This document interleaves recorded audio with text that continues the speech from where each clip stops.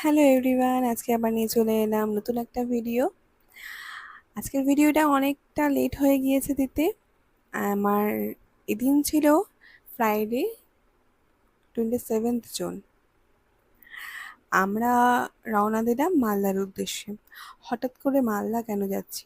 Normally বাড়িতে আমি যাই মাঝে মাঝে, কিন্তু এবার যাওয়ার একটা কারণ আছে, বেশ কিছু প্রোগ্রাম আছে, সব কিছু শেয়ার করবো তোমাদের সাথে।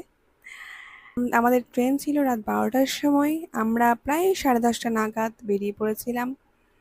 রাত্রের এই কলকাতা, বৃষ্টি ভেজা কলকাতাটা দেখতে আমার বেশ ভালো লাগে। হাওড়া স্টেশন পৌঁছে গেলাম।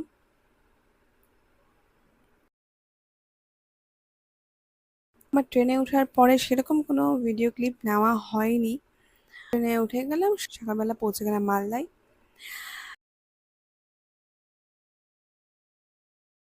আগে আমার স্টেশন থেকে নেমেই এই বাহাদাই রাস্তায় চলে যেতাম বাবার বাড়িতে, আর বিয়ের পরে স্টেশন থেকে নেমেই প্রতিবার চলে আসতে হয় শ্বশুর বাড়িতে।